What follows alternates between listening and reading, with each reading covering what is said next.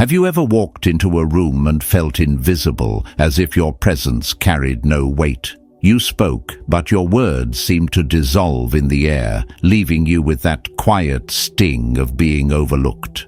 Respect slips away when you chase it, but it grows quietly when you live with dignity.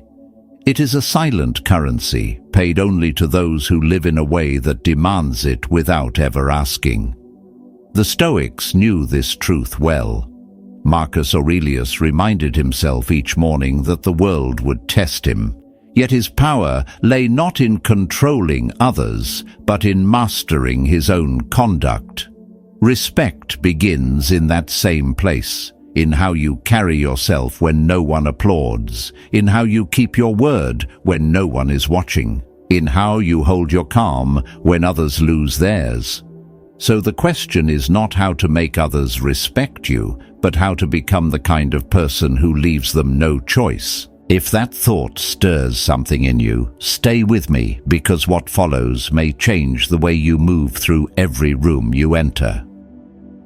As we step into the first chapter, picture this: a man standing before a mirror, not to fix his hair or adjust his clothes, but to ask himself a question most people avoid. Do I truly respect the person I see staring back at me? That silence in the mirror is louder than any applause or praise. It's the first trial of every human soul, to respect oneself before demanding it from the world. Without that, every nod of approval from others is just noise. Now imagine this scene. A crowd gathers around someone who craves attention. They laugh, they flatter, they give him momentary recognition. Yet when the room empties and the echo fades, he feels hollow.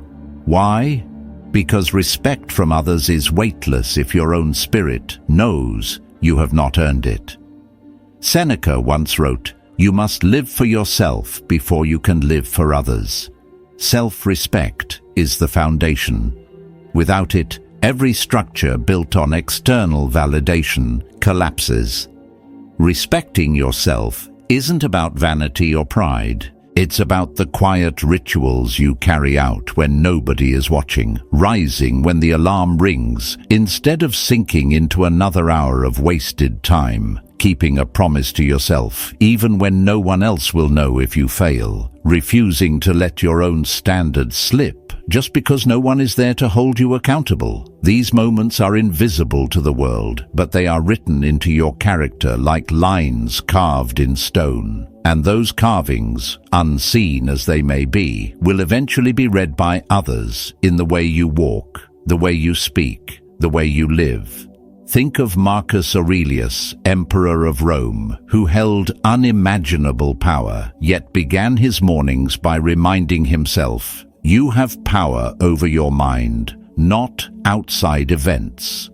Realize this, and you will find strength. He knew that the throne meant nothing if he could not sit upon it with integrity. Respecting yourself means guarding your mind from becoming a tyrant that enslaves you with fear, indulgence, or self-contempt. Without this guard, you will chase the approval of others like a beggar, and beggars never command respect. They only receive pity. Let me give you a story. There was a man I once knew who worked tirelessly to impress others. He dressed for their approval, spoke for their laughter, lived for their applause, and for a time he received it. But behind closed doors, he confessed to me that he despised himself. He cut corners in his work. He abandoned his values to fit in. He laughed at jokes that mocked what he secretly believed in. The applause of others was deafening, yet his own conscience whispered louder, "Coward." It wasn't until he began to hold himself accountable, until he started respecting himself first, that the applause of others stopped mattering. And strangely, that was the moment people began respecting him without him asking for it. Respecting yourself shows in subtle ways, in your posture, in the steadiness of your voice, in the calmness of your eyes. You don't need to announce it. Others feel it. When you hold yourself to a higher standard, you set a silent example, and those who witness it, even if they never admit it, cannot help but regard you differently. This is the paradox. The less you chase respect, the more it follows you. Because you radiate something unshakable, self-trust. But this isn't easy. It requires a war against the weaker version of yourself. The one that whispers excuses, the one that longs for comfort, the one that begs to be liked. Marcus Aurelius warned himself every morning of the trials he would face, people who would be dishonest, arrogant, selfish. Yet he never forgot the first trial was himself. If you cannot face the man or woman in the mirror with dignity, no victory outside will matter. So how do you begin? You start small. Keep one promise to yourself today. Wake up when you said you would. Speak the truth, even if it shakes your voice. Finish the task you swore you would complete. And tomorrow, do it again. Each small victory writes a new story in the mirror. Each act of discipline is a brick in the fortress of your self-respect. And when that fortress stands, the arrows of others cannot pierce it. Self-respect is not a slogan. It is a practice. It is the armor that shields you from the shifting winds of praise and blame. And once you wear it, you realize that true respect, the kind that endures, is not granted by others. It is earned within and only then reflected outward. This is where the journey begins. Respect yourself first, and the world will have no choice but to follow. From here, we step into the next truth, the necessity of drawing lines, of setting boundaries that protect that very self-respect you have begun to cultivate. Moving into the second chapter, picture this. You draw a line in the sand, and for the first time you realize that line is not meant to keep others away. It is meant to keep yourself intact. Boundaries are not walls built out of fear. They are gates built out of respect. And without them, everything you value will eventually be trampled. Now imagine a man who never says no. His days are filled with obligations that are not his own. He bends until his back aches. He agrees until his voice disappears. People smile at him, but behind those smiles is quiet contempt. For nothing invites disrespect faster than a life without boundaries. And yet, the moment he finally says, "This is where I stop," the air shifts. That line in the sand is no longer just a mark. It is a declaration. My life, my peace, my worth. The Stoics understood this deeply. Epictetus reminded us, no man is free who is not master of himself. To master yourself is to decide what you will and will not allow. It is to understand that while you cannot control the behavior of others, you can absolutely control their access to your inner world. Boundaries are that control. They are not cruelty, they are clarity. They are the map by which you guide others in how they are allowed to treat you. I remember someone I once knew, a colleague who prided himself on being the nice guy. He took every shift nobody wanted. He let others cut into his time, his space, his energy. At first, people praised him. But slowly, something changed. They no longer asked. They demanded. They no longer thanked. They expected. What began as kindness became his cage. One day he snapped, not with anger, but with exhaustion. He realized too late that in never saying no, he had taught the world to see him as less than himself. Respect slipped through his fingers, not because people were cruel, but because he never showed them where he began and where they ended. Marcus Aurelius faced senators, generals, and citizens, all pulling at him from every direction, yet in his writings he constantly reminded himself to remain within his own sphere, to guard his mind against intrusion. You have power over your mind, not outside events. Realize this, and you will find strength. This is not just philosophy. It is the ultimate boundary. To remind yourself that your peace does not belong to every demand, every argument, every passing insult. It belongs to you. Here's the paradox. When you draw boundaries, some will accuse you of being cold, selfish, even arrogant. But these accusations are just the cries of those who benefited from your lack of lines. True respect rarely comes from endless giving. It comes from the courage to say, I will not be used. And once you do, even those who complain will, deep down, respect the firmness you show. People may resist your boundary, but they will not forget it. Think of a lighthouse. It doesn't chase ships, it simply shines, guiding those who respect its light and warning off those who don't. Boundaries are your fortress. Without them, you are a village set aflame by anyone who passes. With them, you become a citadel, open to the worthy, impenetrable to the reckless. Let me tell you what happens when you live without boundaries. You will lose yourself piece by piece. First your time, then your energy, then your dignity. And by the time you notice, respect will be long gone. But when you live with boundaries, you may lose a few people. The ones who fed on your compliance will drift away. Yet those who remain will be the ones who see you as you truly are, worthy of standing on your own terms. Boundaries are not about pushing others out. They are about holding yourself together. They are not weapons. They are shields. And every time you enforce one, you tell the world, I respect myself enough to expect the same from you. At this stage, the path becomes clearer. Once you have learned to respect yourself and defend that respect with boundaries, the next trial arises, to speak with courage and clarity, even when your voice trembles. Because words, when guided by Stoic strength, can command a room without ever needing to shout. Advancing to the third chapter, imagine standing in a crowded hall where voices overlap like crashing waves. Someone challenges you, their words cut across the noise, sharp and heavy, daring you to shrink or defend yourself. In that moment, silence feels like surrender, but anger feels like a trap. What do you do? The Stoic answer is simple, but never easy. You speak with clarity, and you speak with courage. Think of the power in a single, steady voice, not the loudest voice, not the one filled with rage, but the one that cuts through because it does not tremble. When you speak with calm conviction, the room bends toward you.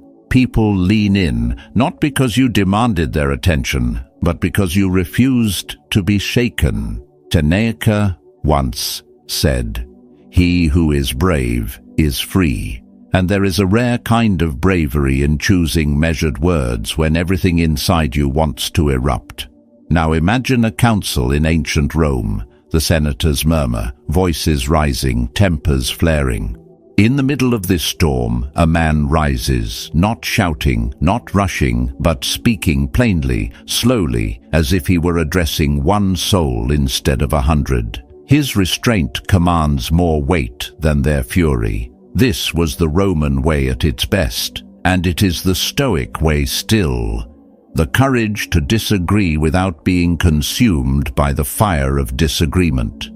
I once watched a friend face a situation like this. At work, his proposal was dismissed with a laugh. Others in the room shifted uncomfortably, waiting for him to either lash out or retreat. Instead, he leaned forward and said, "Calm but firm, I see your point. Here is why I disagree. No apology, no anger, just clarity." The room grew quiet, and though not everyone agreed with him, everyone respected him. Why?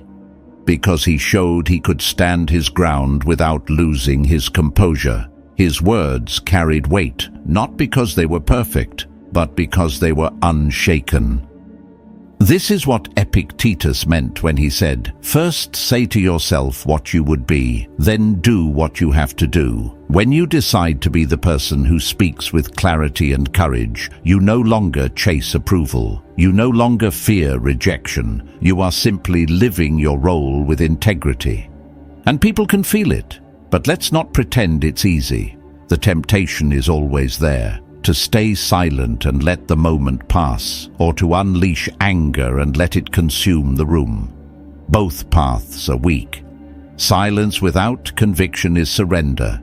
Anger without restraint is slavery to impulse. The Stoic path is the third path, firm words delivered with composure. It is not the absence of emotion, it is the mastery of emotion. Imagine the ripple effect. When you speak this way, you're not just defending yourself, you're teaching others how to speak. You're showing them that truth doesn't need shouting, that respect doesn't come from volume, but from steadiness. You become, in that moment, a mirror. Others see themselves in your composure and begin to question their own storms. The truth is this: every time you voice your conviction calmly, you remind the world that strength is not noise. Strength is presence. Your words become like a blade, not swung wildly, but drawn only when necessary. Sharp, precise, unmistakable, and once spoken, they linger long after the noise has died down. Here's the paradox. When you stop speaking to win arguments and start speaking to live by your values, you gain more respect than any victory could give. People may not like you, they may still disagree, but they will measure their own words before crossing you again. That is the quiet power of Stoic clarity. So the next time you find yourself in the storm of voices, remember, you don't have to be the loudest, you don't have to be the sharpest. You only have to be unshaken. One calm voice can silence a crowd. One steady truth can turn the tide. And from here, another challenge waits. For even the clearest voice can falter if emotions take control. That is why the next trial is the hardest of all, learning to master your emotions before they master you.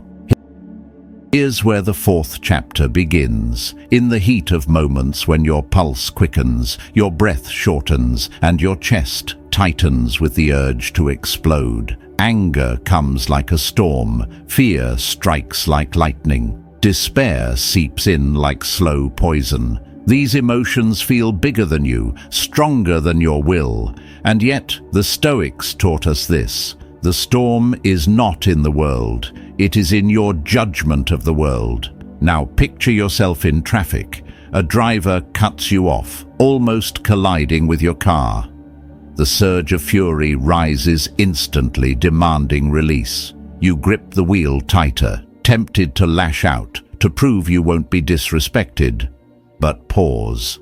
What would Epictetus remind you? It's not what happens to you, but how you react to it that matters. That car is gone. The only thing that remains is your choice. Will you let someone else's recklessness own your peace, or will you keep it? I once saw a man lose everything over a single burst of anger. A careless remark at work, a colleague mocking him in front of others. He slammed his fist, raised his voice, let rage command his tongue. He thought he was reclaiming respect. Instead, he became the spectacle. The room no longer heard his argument. They only remembered his outburst. That day taught me something brutal. Every time you let anger lead, you hand your power to the one who provoked you. Marcus Aurelius wrote in his Meditations, "You will continue to suffer if you have an emotional reaction to everything that is said to you." True power is sitting back and observing things with logic. True power is restraint. Restraint is not suppression, it is mastery. It is the art of standing in the fire without being consumed by it. The moment you realize that your emotions are not chains but signals, you begin to transform. Think of emotion as a messenger. Anger says, "Something feels unjust." Fear whispers, "Something threatens me." Sadness murmurs, Something was lost. But these are just signals, not commands. To follow them blindly is slavery. To listen, interpret, and then choose your response, that is freedom. That is respect, not just from others, but from yourself. Let me give you a story. A close friend of mine faced betrayal by someone he trusted deeply. His first instinct was revenge, to expose, to retaliate, to make the other man feel the same pain. For nights he couldn't sleep, rehearsing the words he would use. But then he remembered a line from Seneca: "The greatest remedy for anger is delay." So he waited. He breathed. He let the raw fire cool. Weeks later, instead of striking back, he simply walked away. The other man expected war, but received silence. And that silence cut deeper than any sword. He told me later, "The day I refused to fight was the day I won." Here's the truth. People will try to push you, test you, provoke you. They want you to dance to the strings of their insults and manipulations. But when you refuse to react, when you remain composed, you show them something terrifying. You cannot be controlled. That is why Stoic calm unnerves aggressors. They wanted a storm. You gave them a stone, and stones do not bend to the wind. Emotional mastery does not mean you never feel. It means you are no longer ruled. It means when the world screams at you, you choose whether to whisper, to speak, or to stay silent. And that choice, made with clarity, becomes your weapon and your shield. At this stage, you must ask yourself, will you be a prisoner to your own emotions or their master?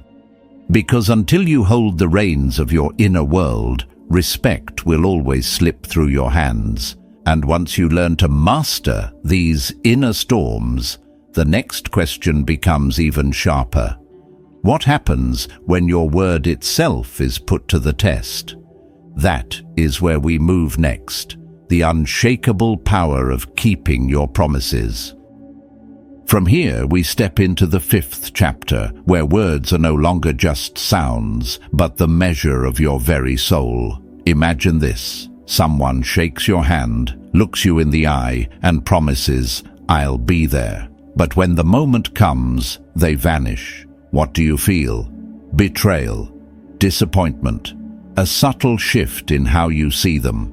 Because broken promises don't just wound relationships, they corrode respect. Now picture the opposite.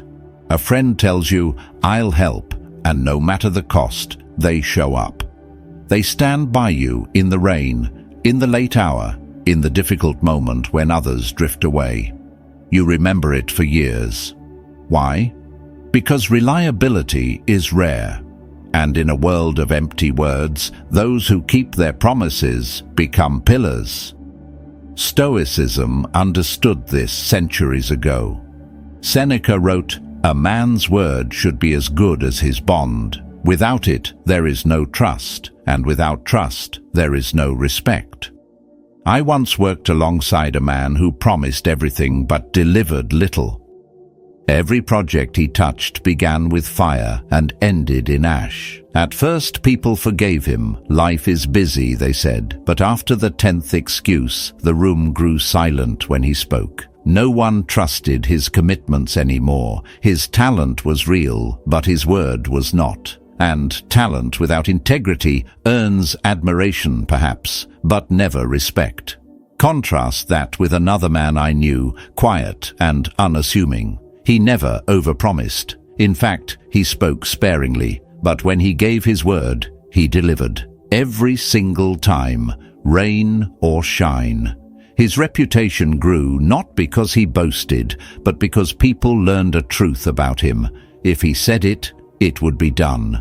That truth carried more weight than charisma, more authority than title. His consistency became a foundation no storm of gossip could erode. Here's the lesson. Your promises are not just about others. They are about you. When you keep them, you strengthen the bond you have with yourself. You prove to your own spirit that you are reliable.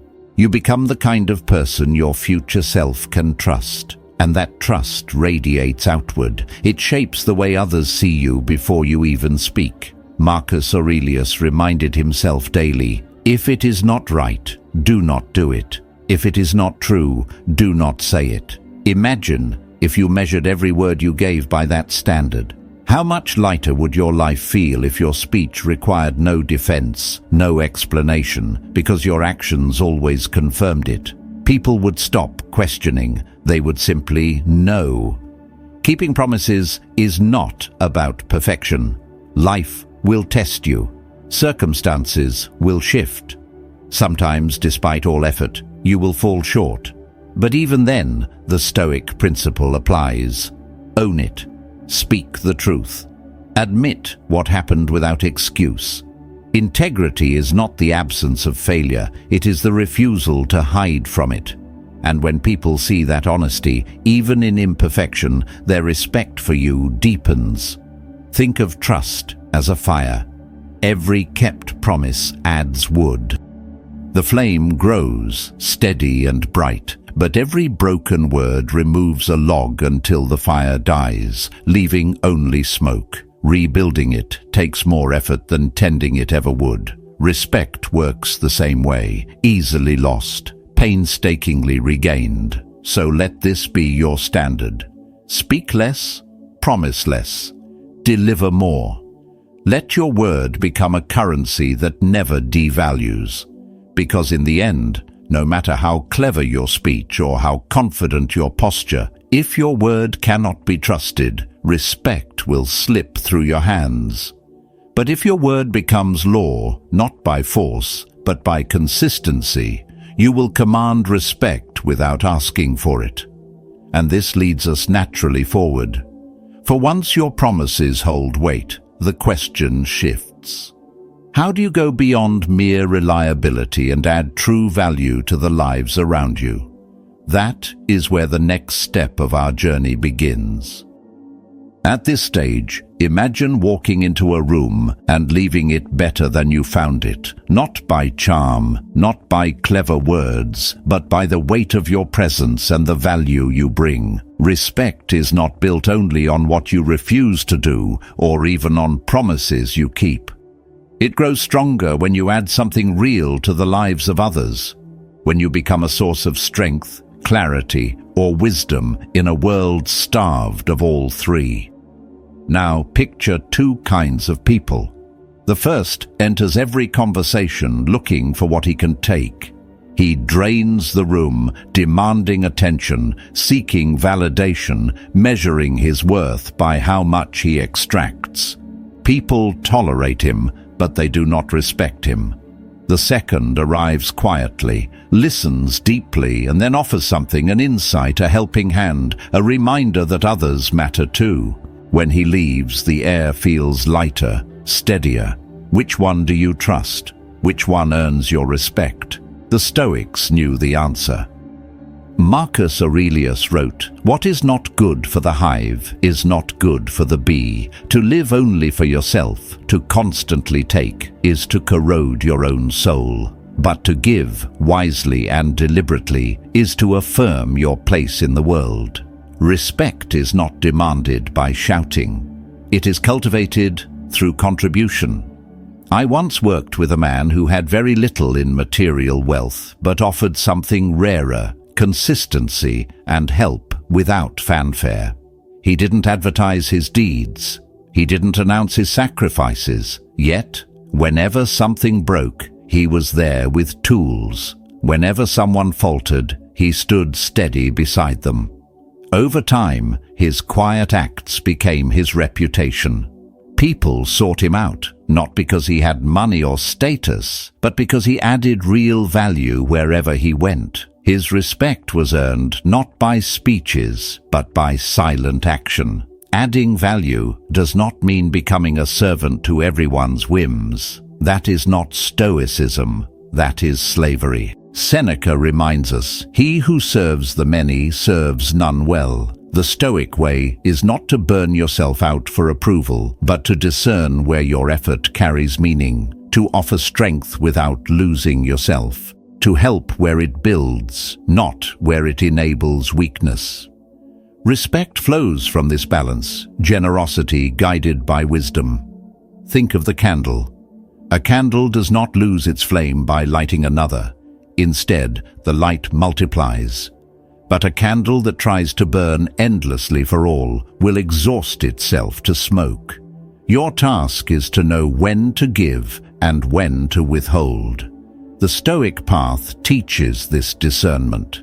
You add value not by scattering yourself everywhere, but by standing firm where your light is most needed. And when you live this way, something powerful happens. People begin to see you as more than just another face in the crowd.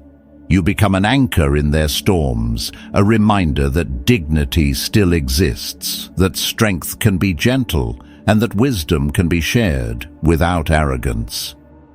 Respect follows naturally, not because you sought it, but because you lived as someone worth respecting. Here's the truth: anyone can take. Few can give wisely. Anyone can speak. Few can leave others better after listening. But when you do, you create a quiet force.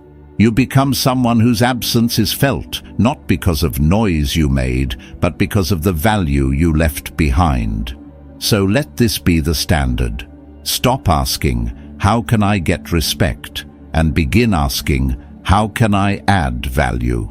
When your life becomes an answer to that question, respect will not just follow you, it will cling to you. And from here, the next lesson rises naturally. For even the one who adds value must guard against pride. The next trial is learning to listen more than you speak. For respect often comes not from what you say, but from the silence you keep.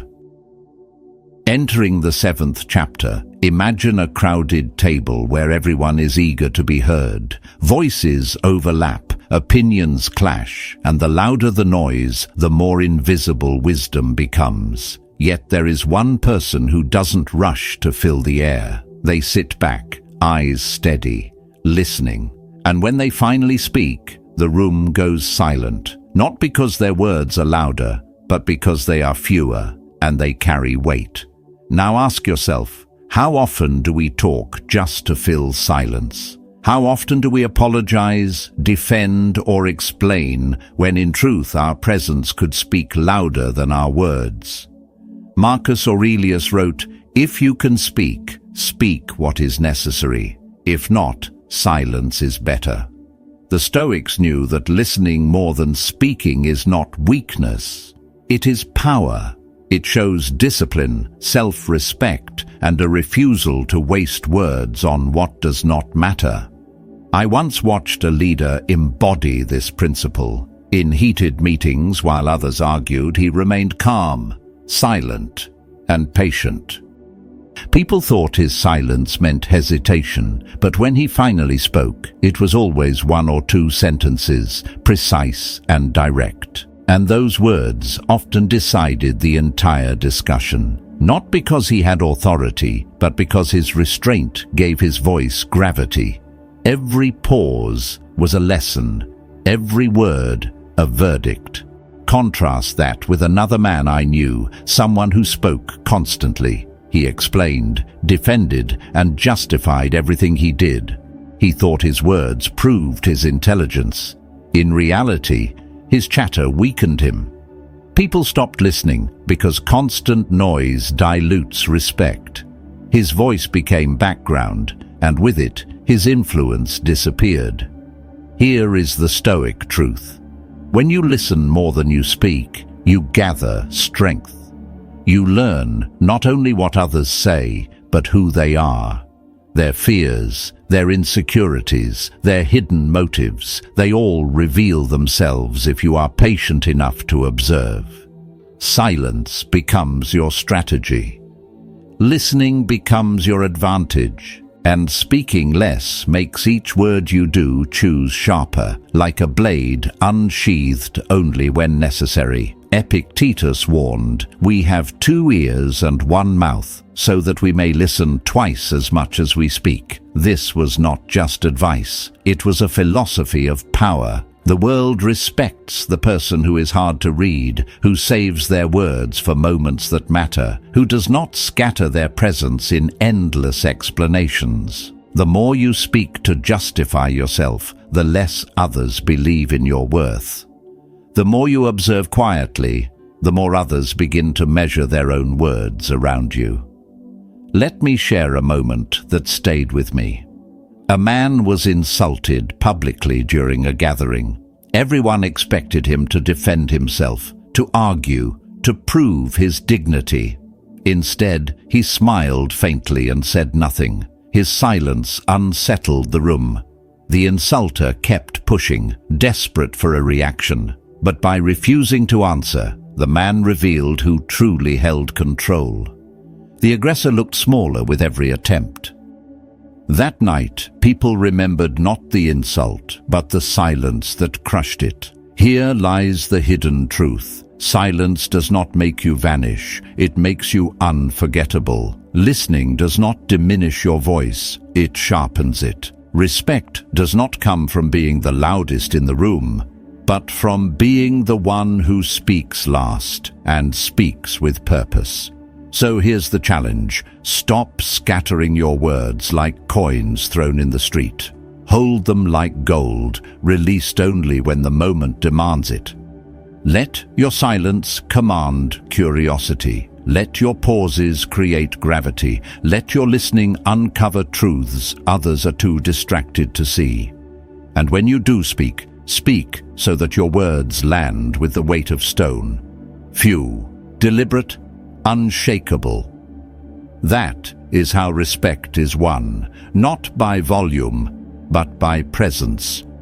From here, the path deepens. For once you master silence and the art of listening, the final step emerges, the ability to weave all these lessons into a way of life where respect follows you naturally, without effort, without demand. Respect is not something you beg for or chase after. It is something you embody step by step, choice by choice. The truth we have explored together is simple yet powerful. Respect begins with you, in how you rise when no one is watching, in how you hold steady when the world tests you, in how you set your boundaries, master your emotions, keep your word, and offer value without expecting applause. These are not tricks to impress others. They are foundations for a life lived with dignity. Think about this. People may forget your words, they may forget your achievements, but they never forget the way you carried yourself when storms came. That quiet strength leaves a mark deeper than any title. And when you live in this way, you no longer ask for respect. You become the kind of person whose presence demands it naturally. So as you walk forward from here, ask yourself, which of these lessons speaks most to your life right now? Share your thoughts in the comments with just 2 or 3 words. Your reflection might be the spark that helps someone else reclaim their own respect. If this message stirred something in you, consider subscribing, not out of habit, but as a way of reminding yourself to return to the practices that build inner strength and lasting confidence. Carry these truths with you. Let them guide the way you enter every room, the way you hold yourself in every moment. Respect will follow, not because you asked for it, but because you earned it. And in the next video, we will take this even further, exploring how silence itself can become one of your strongest weapons. Until then, walk with dignity and let your presence speak for you.